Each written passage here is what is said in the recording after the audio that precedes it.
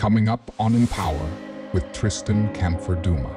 I've just grown to realize that music is one of those things that you literally never know until you are done making a song. You could have had all the lyrics planned out, everything. Until you are done, you don't know what's the outcome, how good the outcome is going to be. If it's not working, is it a thing of it's never going to work, or it has potential but it's just not going to work now? It literally comes down to a combination of what you truly believe you want for yourself and what God is ready to give you. To be honest with you, this year was like going to be my closing chapter year or whatever. Really? Because I'll be honest.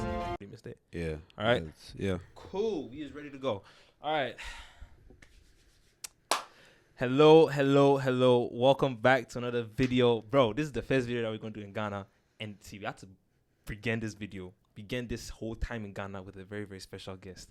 Right in front of me, we have Accra or UK's very own David Hansen. My goodness. This is going to be a sensational conversation. We're going to talk about how this brother got into the music, what his music means. For those who don't even know who David Hansen is, we're going to learn about who he is. So look, this episode is going to be tough. It's going to be valid. It's going to be deep, everything fun. And without further ado, sit back, relax, enjoy. But most importantly, take notes. DH. Tristan. The man himself. What's up, bro? Welcome to Empower. Thank you. Welcome to the Thank show. you. My goodness. This then has been in the works for a cool minute. Yeah, I'm for not sure. going to lie. For sure. You know what's so funny? What's up? I remember the first time that I finished doing this whole studio. When I was looking back, when I first started, and I messaged you this, I think last week, asking about this thing, right? Yeah. I just scrolled up to see have I spoken to this guy before? Yeah. And when I had finished doing this studio, you had replied to my story like, oh, this is tough, this is valid. And I don't know why, but before when you messaged me, I already knew David Hansen. I knew DH. Yeah, DH, I think it was from these people, bro. Like your uni guys. Yeah. Those people. Because I just be hearing my music. So when I was like, hey, Charlie, small. We are moving small. And then I think bro. it was I don't know. The first time that I spoke to you, it was last year. Last year. Last year. We were on a call. Do you remember? Call. We do. You were talking to Ago. Abraham. Abraham. Yeah. That's when I was also planning about people on the show. So when you mentioned that you wanted to come on, just put your name there. I was like, okay, when the time is right, when you're able to do it, then now we're here. Now we're here. You see, that's how it is. So David Hansen, welcome to the show. Thank you, bro. You are most welcome. And before we begin, have you watched any episodes of Empower? Yeah, I've watched it. So do you know what question I'm coming to ask you? Do you have any idea of the question I'm coming to ask you? No. That's good. That's great. I love that. I've not watched in a minute. Yeah, don't worry. I like it like this. I like it. It's good. So, David Hansen, the first question I have for you is a pretty simple question. Okay. Some people answer very shortly. Some people, they have a lot of things to say. Yeah. The question is this. Who is David Hansen?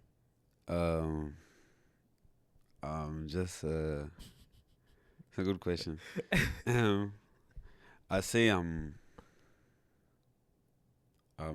just an interesting person. I think I'm someone that you like. I'm everything you wouldn't expect off of first impression or first glance.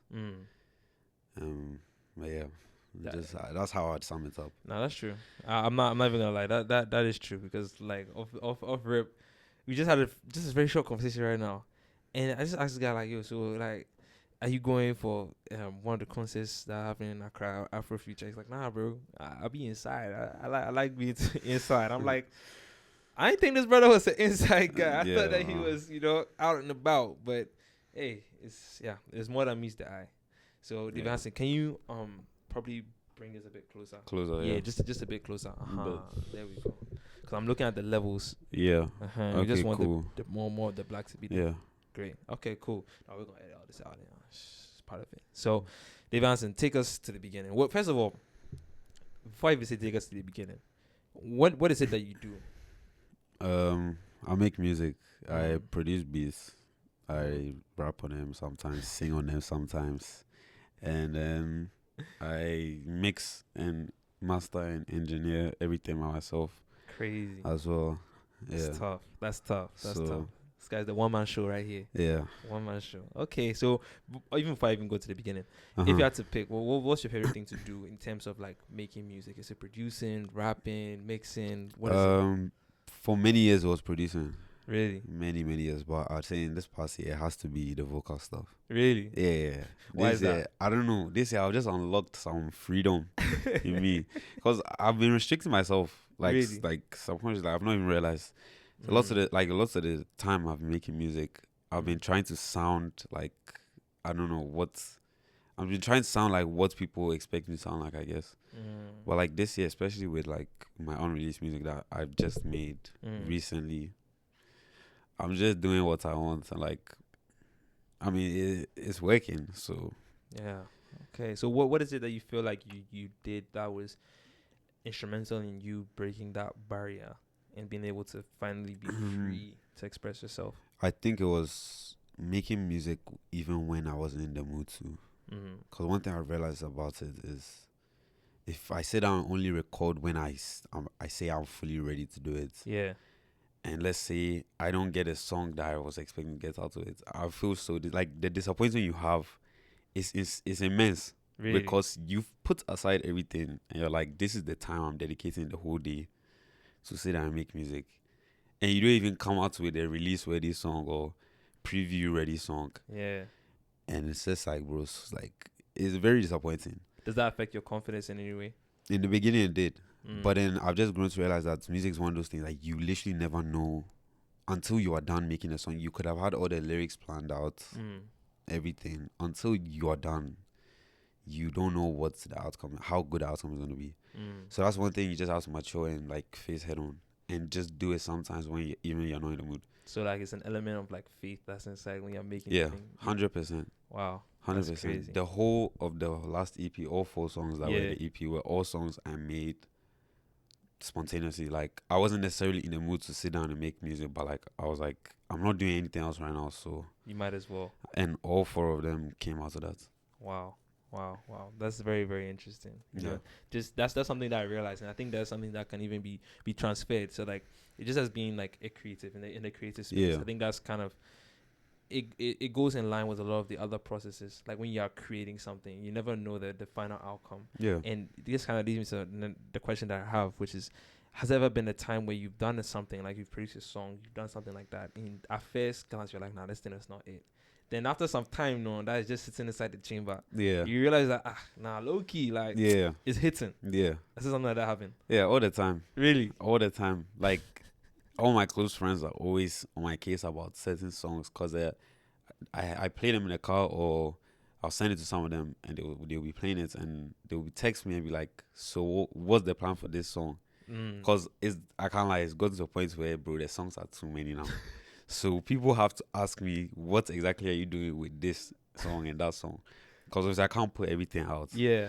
So I get texted about this one song. It's called The Best. Yeah. It's featuring Camille. I don't know if you know Camille. Camille Romanrich, like, yes. yeah. Yeah. He raps. Bro, this one I'm saying, like, the music thing is a lot more than what people are saying. Like, I'm really, like, I've gotten, like, a couple of my friends to, like, have, like, insane runs. Like, Camille has not missed yet. Yeah, really? Isaac, you know Isaac? Yeah, Isaac Oseibosu, he has not missed yet. Bro, even Nigerian friends I've met in uni, I've put them behind their mic. They are yet to miss. Like, just trying. bro, it's literally just fun. It's crazy. Just fun. But yeah, there's a song called The Best with Camille that all their close friends have. Everyone texts me every day that this song, you are really not going to put this song. I'm just like, so what's stopping you from putting it out then? Oh no, it's now it's definitely going to come out. Oh, okay. But like in the beginning when I first made a song, yeah, I was like, okay, this song is good. Mm-hmm. It's good enough to get an export. So Yeah. I exported it. I sent it to Camille only for the first night. Camille woke up and he was like, bro, what's like this is crazy. Usually when I just send him a song, it just means like, oh, here's a song that I've made. Just listen. But then if I feel like, oh, this is crazy, I will add like another message and be like, bro, I think this is, or I'll add like an asterisk or something. He was like, bro, so how come you didn't add anything? Like, you didn't add any comments, you just sent it as if it's just a, that like, bro, you have to finish that song. So I was like, okay, you come and rap on it. That's how I do it Crazy. sometimes. If I have a song like it's not finished, I don't really think it's gonna go out. Crazy. And I don't really want to do anything. I'll call one of them to it or all of them. Yeah. Me, Camille, Isaac, bro. Tracks Wow. for days. Really? Tracks for days, Hey, bro. Charlie. Hey, but these guys, they're not rappers or artists. They're not none of that. Just regular guys. They're just regular guys. Even me, I'm just a regular guy. Just come and hop on and just drop a cool. Hey, that's crazy. So has there ever been a time where like you are actually let me phrase the question properly. Mm-hmm. So we are talking about one thing that I'm seeing with this is that there's a lot of like validation that comes with the friends, right? Mhm. So it's like if your friends are saying like it's tough, it's valid, like you're like okay maybe I can put it out there. Yeah. Has there ever been a time where The people are like, opposite. the opposite is true, where people are like, nah, I ain't gonna lie, bro, keep this in the locker. Yeah. I mean, there's been a few, like, very few instances where, like, straight up, it's like, bro, this. It's not it. But I feel like that was more in the early stages. Okay. I feel like it got to a point where the minimum would be, yeah, this is good, but you've already started putting out better, so just don't fall back Yeah. in your quality. Yeah. I haven't had to keep this like in your locker Mm. for some time. Like that was much earlier on. If Okay. anything, now it's just, and if anything at all, just keep it and see what else you can do with it, or keep it and use it for like if you're doing like a long project, like another album again. Yeah. And maybe you say you want 10 tracks, you have 9 good ones out of the way. You just need something that's good enough. Yeah. They put Yeah. it there. But yeah, Okay, that makes sense. So I think I have a question because you said that you don't release all the songs that you do. Yeah. You do produce a lot. You do a lot Yeah. of songs, but you only release a few. yeah. Why is that? Why don't you just release it all? I don't release it all because outside of the listeners having enough to listen to, Yeah. I feel like what's very important is also the consistency in quality Mm. and consistency in performance. Okay. So one thing I don't like is seeing inconsistent trends in my performance, my numbers. Mm. I hate it because for me it's very confusing. Yeah. Believe it or not, I use my numbers a lot. I don't know if you do as well to help me. Yeah. I'm always checking my numbers to plan my next move, to see what was working, what wasn't working. Yeah. And when they are inconsistent and they are jumping up and down between different songs, for me, I really don't like it because it puts me in a place of I don't even know how to even use these numbers to help me. Yeah. You understand? So what I try to do is I try to minimize how much I'm putting out. Obviously, not to an annoying extent where like I become that rapper that is never dropping. Yeah. Like I'm not there yet. I can't Yeah. get that comfortable. But I try and keep it at like a moderate amount because I also feel like dropping too much not only will it hurt the consistency in performance because one song will be on whatever K and one will be on like 200. Yeah. And it's not because one is necessarily better than the others, because not everyone has enough time to go through every song in your catalog. Do you understand? Yeah. So people are most likely going to go through maybe the first 5 that they see with the most streams, and then if they like those 5, they'll go into the few that you have left.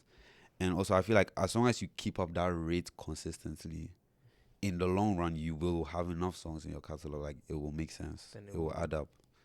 That's valid. That's valid. Nah, for real. Like, it's so funny that you're saying all these things. I think that generally, like, this is something that's is transferable throughout because you're just saying all the things that when you're producing content and doing this type of stuff, like all the things you're saying is something that we also have to do. You see, yeah. So like when I'm creating a podcast or posting podcasts, me right now, Charlie, it's been so bad. Like Charlie, life has been life, But Right. yeah, so just like keeping that consistency is something that I'm really trying to do with like. It's like there's a balance. You don't want to just be like overwhelming people and every day you're posting anything. Like I think it gets to a point people get a little fatigued by seeing your face every day. 100%. So it's just like finding that right niche. Balance, yeah. But at the same time too, some people their approach is that approach. Some people that they just like drop. They just have videos out every day. They have music out every day. Yeah. They're doing things. And sometimes those people are the ones who are, going for it. Yeah. So like to me, this just like kind of just like just my train of thoughts. Like I'm just like I don't really know what works. When I say I don't know what works, I mean like something that I think doesn't work will end up working for somebody. Someone else, yeah. And the thing that I think is working, that I'm doing for myself is not working. Mm. So it's like in my mind, I keep just thinking back to this like thing. It's just okay. Do I really know what I'm doing? Like I think that I have a fair idea, but I don't really know. there's nothing I can do about it. So I don't know. Have you ever thought of it like that? Is this something that has come to mind? Yeah, something like I think about it all the time because I'm not the only one in our like general social circle doing music. Yeah. There's few of us, Mm-hmm. and like obviously I don't compare myself because I know everyone is different. It's like that one standard. But obviously, I see what you're saying in the sense that sometimes you just look at it from like a third party perspective. Like, okay, DH is doing this and that. But this person that's doing what DH is saying he's never going to do, but that's what's working. Mm-hmm. But the thing I've come to realize stuff like that is it literally comes down to a combination of what you truly believe you want for yourself and what God is ready to give you. I feel like those two things. I feel like people always lean too much towards one. It's either I want this for myself and this is how I'm going to do it fully, and disregard the fact that God may have something different or whatever, or they lean too much to the side of. I know it's good to keep like all your faith in God and things, but you also need to remember. Do you understand? Like because God is not just going to help you without you doing the first step. If you don't set the tone, God is not just going to come in. Lay the carpet out for you. You need to get up and walk out to the room and then meet the carpet. Do you understand? So for me, it's a thing. If you know how you, in this current situation, are going to go about, however you are now, you want to go about your progress. I feel like the best thing you can do is start it. Because from there, that's when you know if it's working, if it's not, if it has potential. And if it's not working, why isn't it working? If it's not working, is it a thing of it's never going to work or it has potential but it's just not going to work now? Because for me, I've not changed anything I've done in the past 2 years.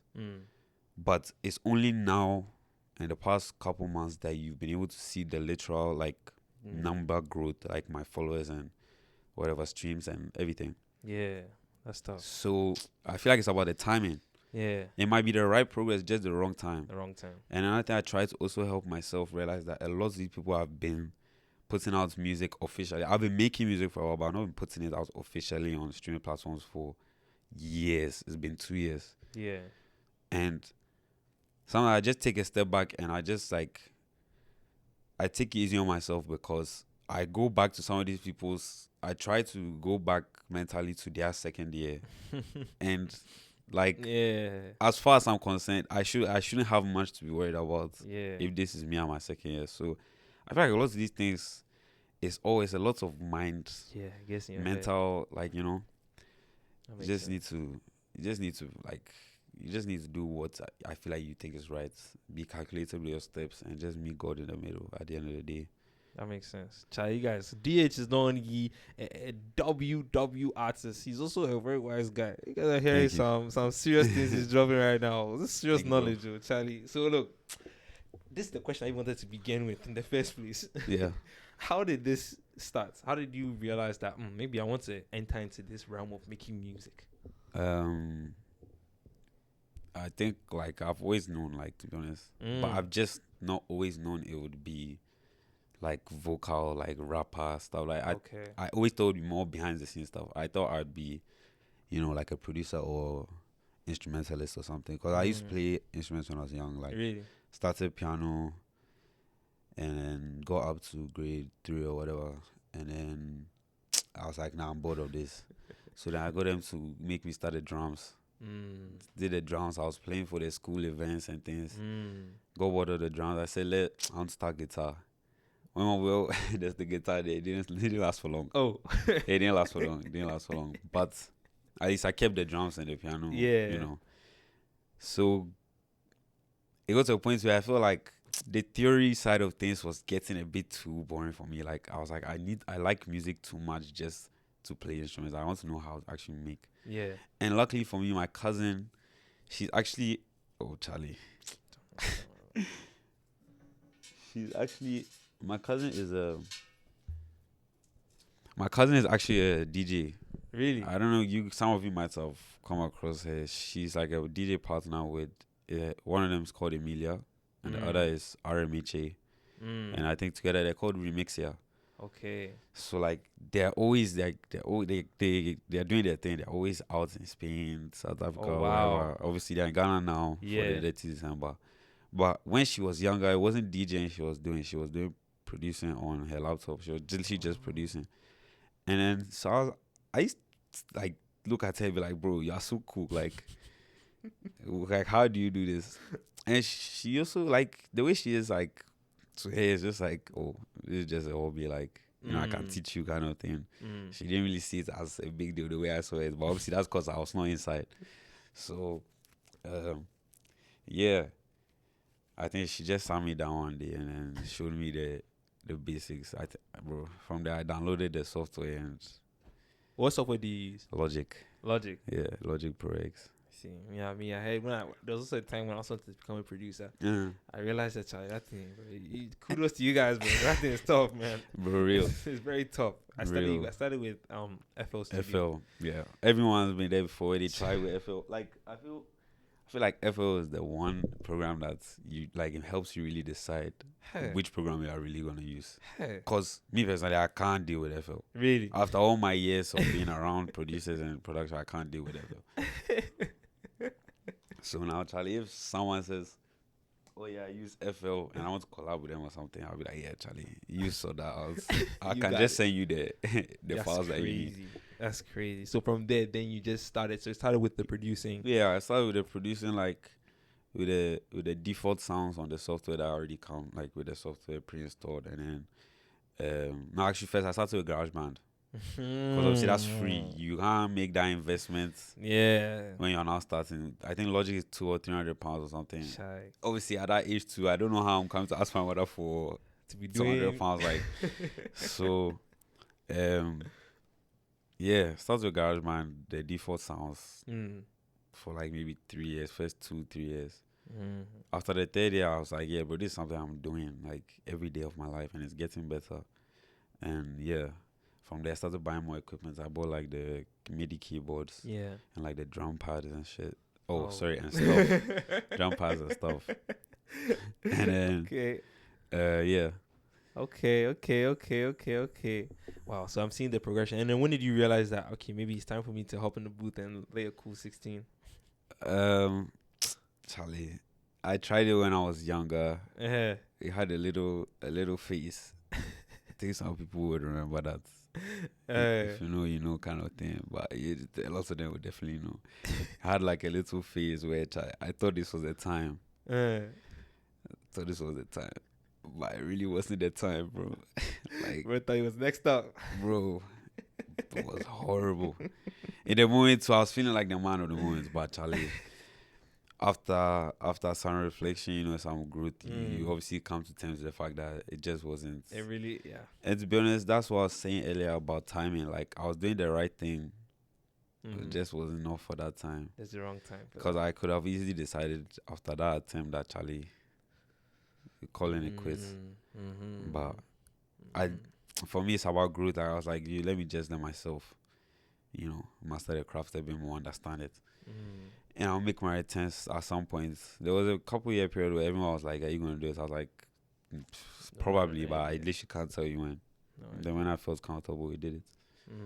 So, you went to school in Ghana, right? Yeah. You were in Ghana, and then you went to the UK for uni. Yeah. That's how it's been. Yeah, right? yeah, I was in the UK, then Ghana. Oh, okay. So it's UK first, then Ghana. Yeah. But Ghana was the majority. Okay. And then you went back to the UK for school. Okay. And then in the UK, what course are you doing in the UK? Finance and management. Okay. So how has it been balancing doing music and then doing finance? Bro, it's hard though. Yeah. Bro, it's hard.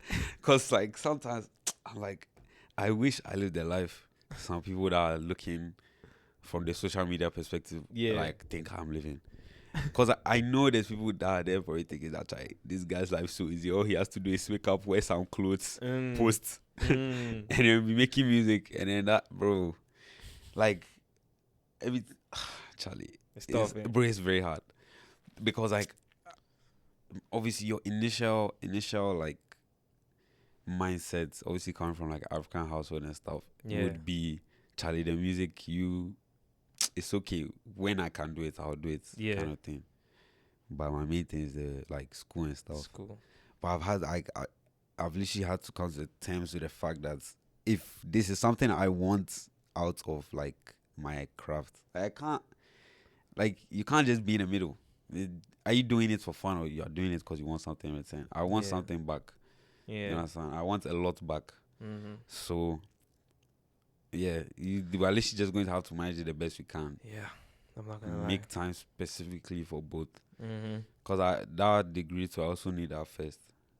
So It's serious. yeah. Yeah. Like the standards aren't dropping now. Mhm. That there's something else in the picture. Like I can't do that. Mhm. It makes sense. It definitely does, because that's something that like most of the people that I've had on the show, like I don't know, even 321. Shout out to 321 by the way, because their pop up that I went to, it was valid. I'm wearing one of their shirts right now, and yeah, it's just tough. But besides the point, Jeffrey, right? Yeah. He was on the show the last time, and I asked him how's he doing, because he was in medical school. He just finished doing medical school, Wow. and he was still wearing 321. So I asked him like, okay, so like, how are you doing both of them? Because it's tough. At some point, I asked him like, is it not like you feel like you have to be going all in one in order to get something from it? And to him, his response was not necessarily, because how he sees it is that it's all in seasons. So there's a season in his life where he's focusing on exams, right? And there's a season in life where school is not too much, and he can kind of reel it back in and focus more on doing the 321 stuff. Yeah. So what do you have to say? What is your formula for kind of managing it? How do you go about tackling that issue?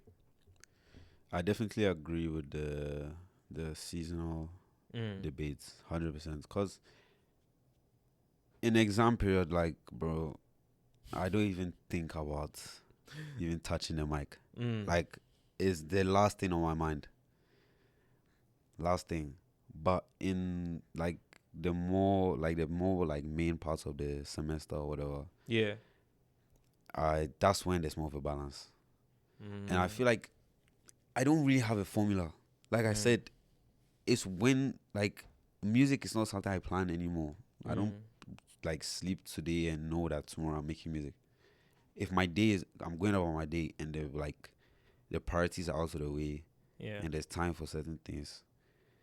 Those are the things that will get pushed aside for like music. Like the extra, like less critical things, like I don't know, going to see this person or whatever. Those are the things that you can just do and then focus. As long as the priorities are out of the way and I'm in the mood, I'll just do it. So like music has become like a daily part of, like, it's become part of my daily routine at this point. So for me, there's no formula anymore. I've just learned how to balance it and how to figure out how much time I'm actually going to spend. So if I know, like, Charlie, today I'm sitting down for a long time, all the things that need to be done, get them out of the way first. Yeah. So when you're in the studio, what's something that you do that can really get you into that flow where you really feel like you're connecting with the music and you're just locking in? Just be vibing. So, yeah, literally, like, for me, it's like it's a hit or miss thing. I just vibe out. Sometimes it turns to something. Sometimes it doesn't. That's what I'm saying. Like, a lot of the times that you hear that people do this and that and this and that, like, maybe it works for them, but one thing I've realized about myself, it's not much I can do before or building up to when I'm about to make music that will affect the outcome. I have a friend, right? He also does music. Shout out to 30 minutes in. Yeah. Sharp. So I have a friend, right? His name is Woo Baby, right? Yeah. He does music. So shout out to Woo Baby. And I've seen him making a song like in real time. Yeah. And how he goes about it is you find a beat that he likes, right? He doesn't produce. Yeah. He just gets a beat. And then he will start by finding the melody. So you start by humming, and then you like just start memorizing a bit. Yeah. And then you get to the wedding out words and stuff. Yeah. And then he's done. He's able to form like little bars, and he keeps doing that up until he's able to form a full verse. How is your creative process like? Is it something that's similar to that you write before? How does that look like? Very similar. Very, very similar. I'd say it's basically all the same, apart from sometimes if I've caught the melody and I've caught the flow and I just need something to start me off in terms of lyrics, that's when I'll write. Maybe just like maybe like 5 to 10 lines, Mm. and then from there I just won't write again. Cause sometimes I just need like something to start with. Okay. So sometimes I'll actually pause the beat and actually take my time and start. So cause I feel like starting the lyrics is the hardest bit in terms of lyrics. Okay. The first 5 lines are probably the hardest because from there you've already built, like, you've already built the vibe of the song. You can just go off of whatever, use whatever rhyme scheme, but you're just listening to a beat at the beginning. So sometimes I do that, but sometimes I literally do what he does. Literally just like, mumble some stuff, hum throughout the whole song. So I literally record myself sometimes. Just humming. Because if I listen to it, sometimes I catch like a little flow that I did with the humming and stuff. Yeah. I'm like, okay, if I find good words to fit this. And But, yeah. I have a few questions because I know we are running short a bit short on time. But Yeah. how would you, for people who listen to you, I'm sure they're a bit more aware of your sound. But for those who are not really familiar, how would you describe your sound?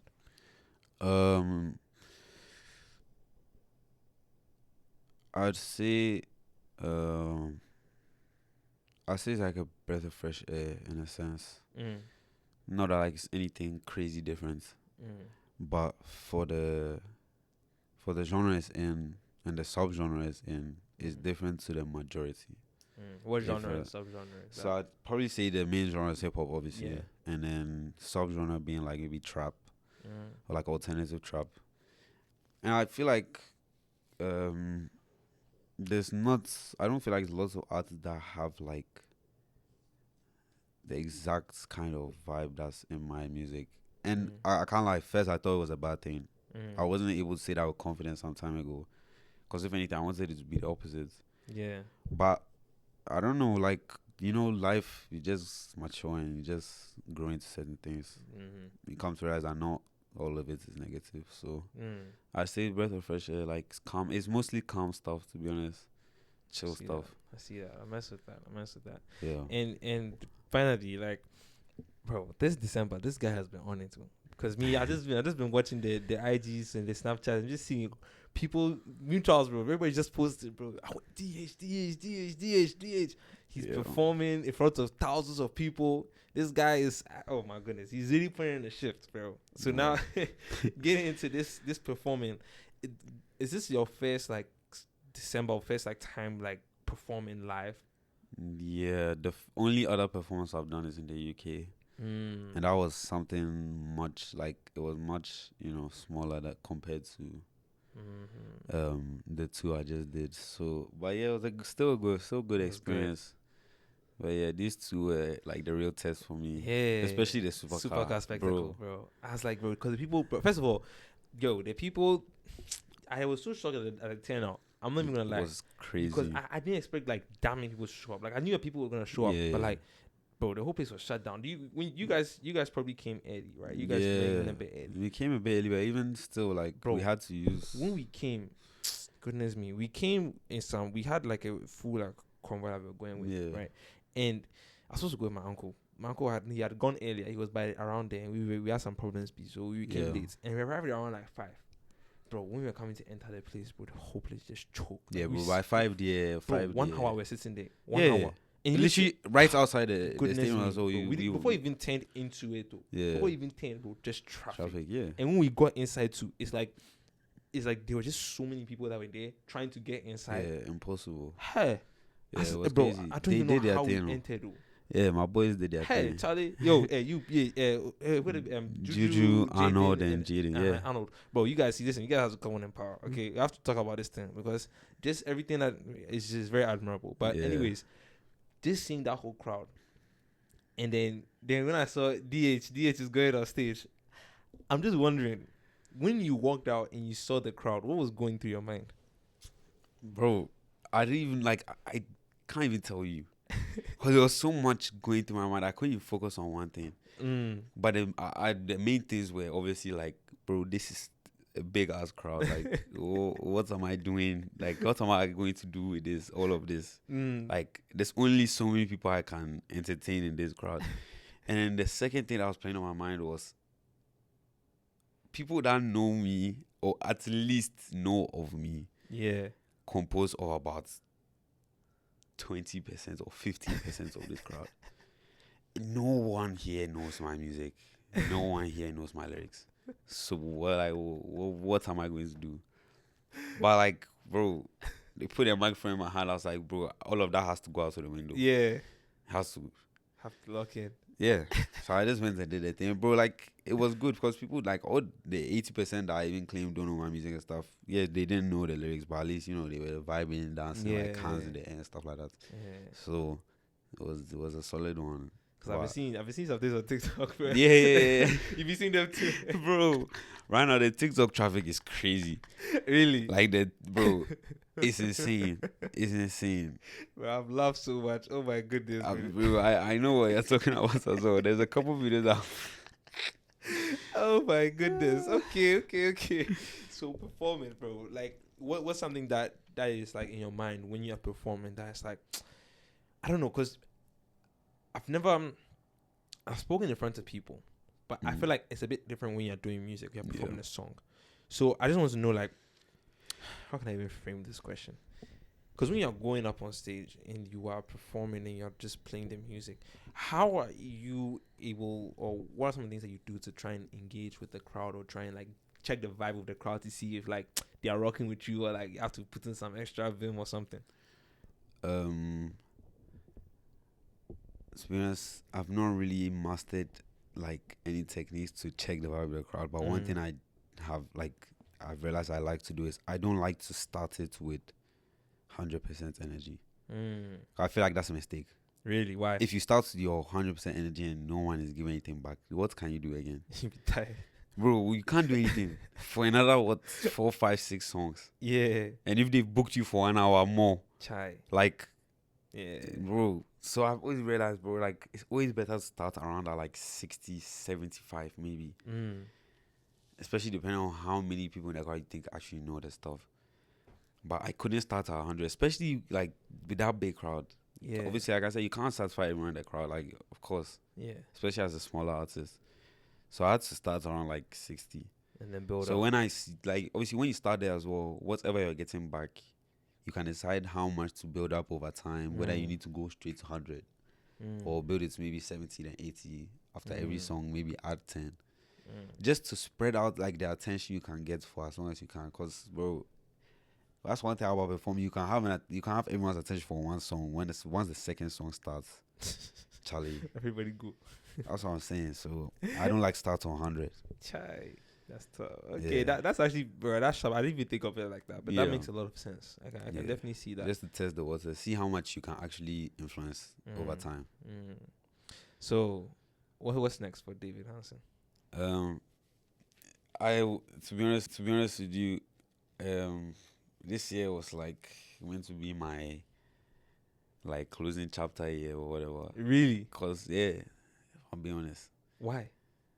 Cause I don't know, like this year, maybe not statistically, but personally, within myself, I've accomplished things that I didn't think I would accomplish until next year and the year after.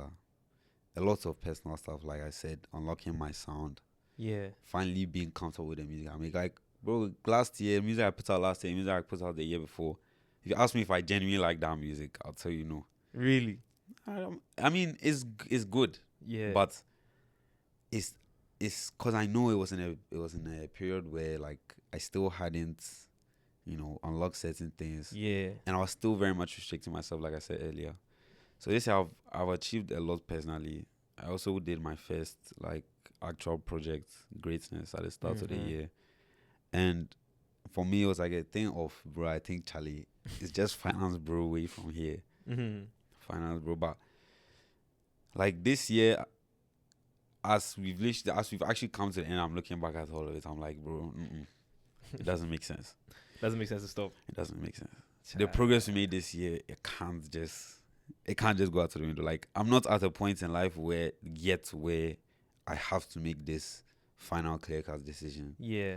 You understand? Like, music and something like finance, something I can do side by side for years. Yeah, I think they work together. Yeah. Yeah. Like, I don't see how there will ever even be a time I feel like even 40 onwards, you can do stuff like that. Locked in.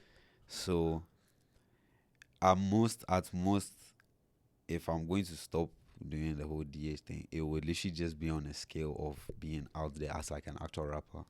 I'll probably go back. Not probably. If I'm to stop that, I'll still be doing music. I'll just go back to my more behind the scenes stuff, being like a Producing and producer stuff. and stuff.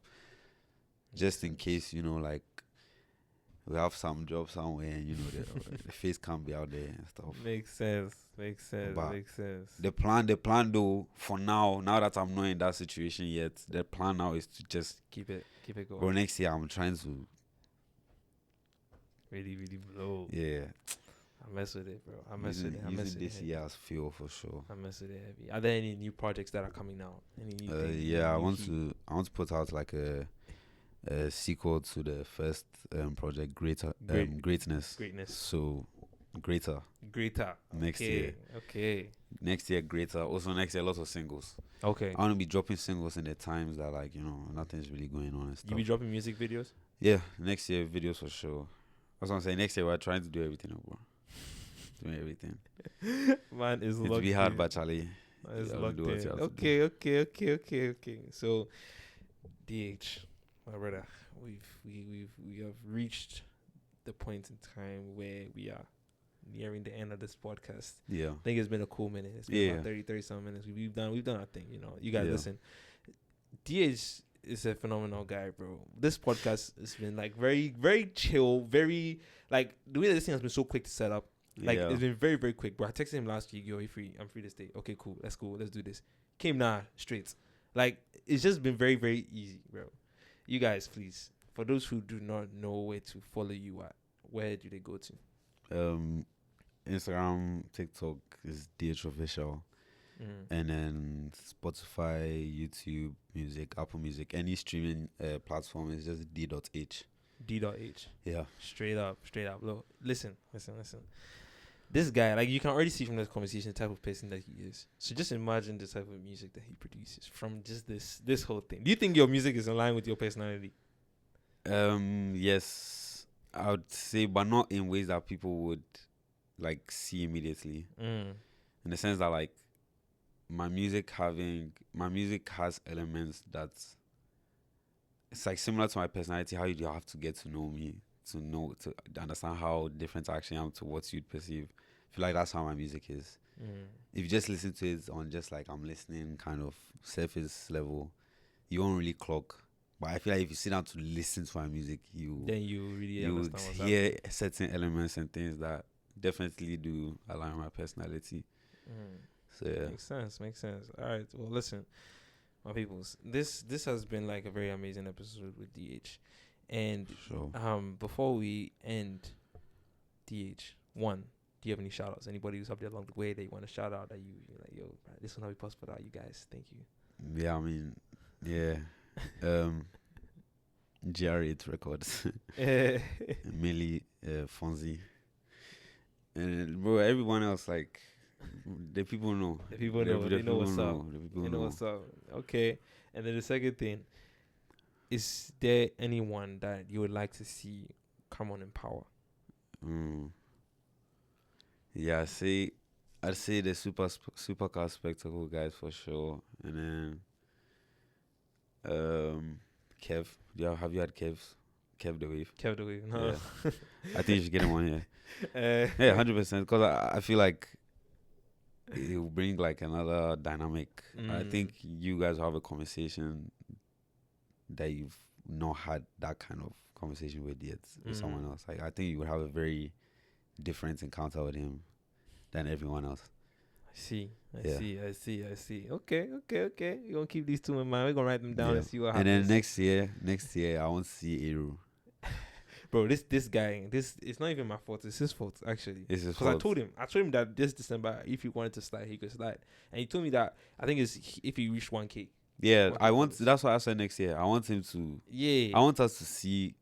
I want you guys, to see, because I know what's gonna happen. I want you guys to see the growth next year. Yeah. Next year he's going crazy. Yeah. I've said it. You have it on You have it on camera. Yo, camera. this putting some pressure on you. Hey, bro. Oh, no pressure. No He knows. pressure. We know. With the He formula knows. is there. He just needs to follow He's them. logged in already. Yeah, he's done it. Yeah, don't worry. I've told him already that his face is here. He just has to do what he has to do. Yeah, And next then we year, can next run year, it. he's here.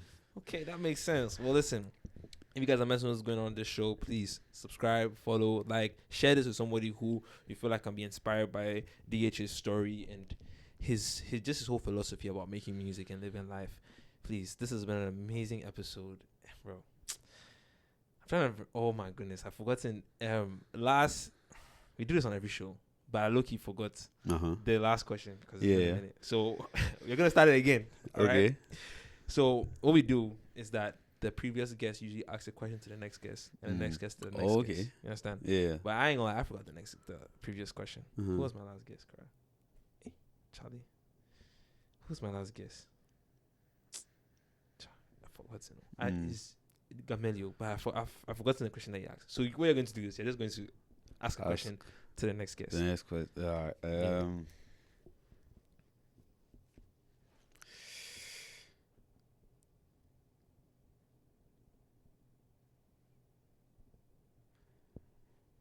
What's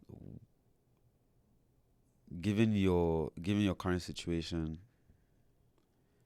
what do you plan to do? What do you plan to have achieved in the next 5 years in your personal growth and in whatever the person is doing? Yeah. Valid question. Next 5 years, what do you plan on achieving? What do you hope to achieve? Yeah. Makes sense. Well, listen, you guys, it's been DH, it's been Tristan, this has been an amazing episode. And yeah, without further ado, I believe in you, we believe in you. Go and make the world a better place. And remember, don't just live life, but thrive. Yes.